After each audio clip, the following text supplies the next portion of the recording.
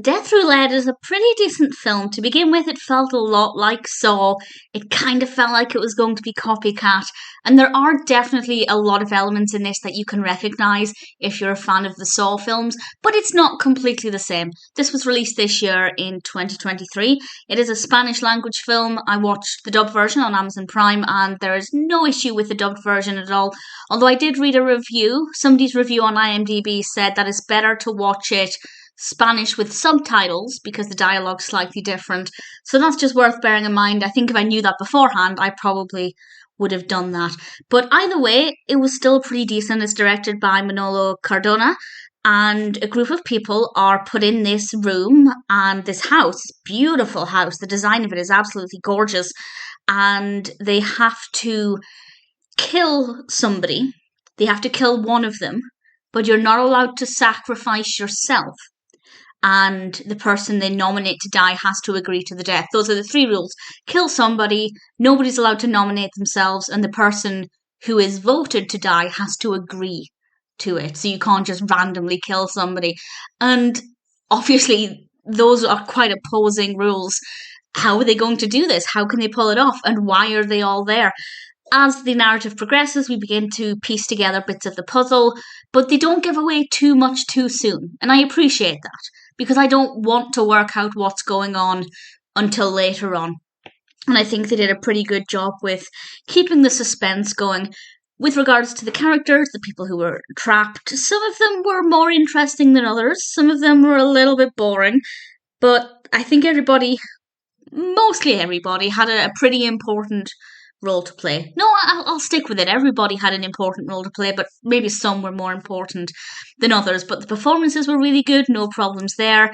Love the design of the house. As I said, it's a really intriguing space.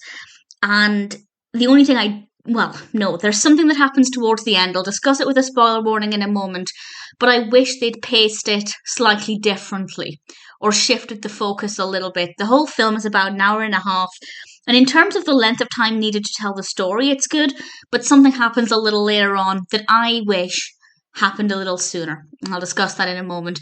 It's not too bad. If you like films like Saw, you'll enjoy this. It is nowhere near as gory.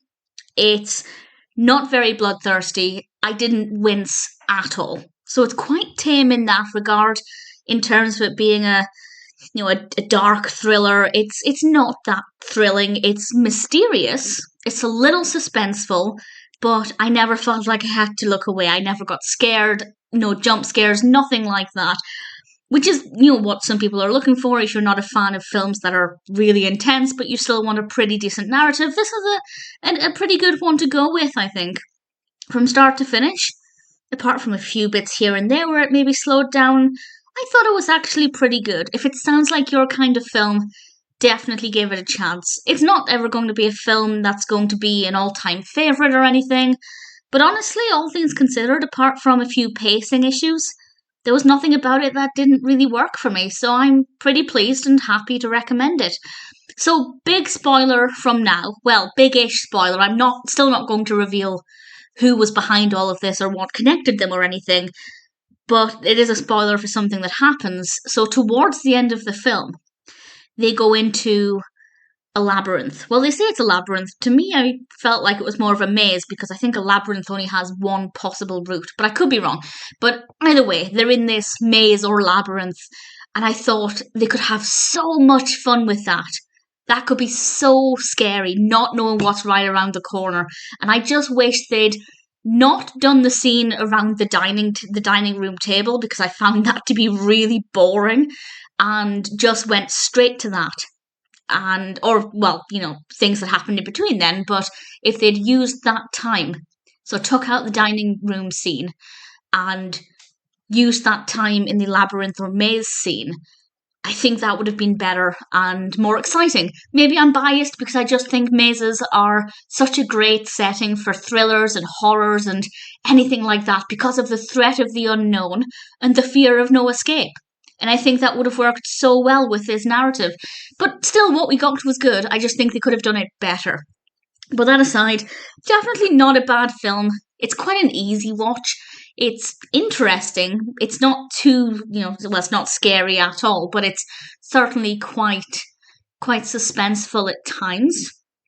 And while I will probably never watch it again, I'd say Death Roulette is not too bad. And if there were to be a sequel of any kind, like we have with the Saw films, they find ways to make things work again and again. If they were to do something similar like that, I'd be game for watching a sequel or a prequel or a spin-off film, whatever they chose to do.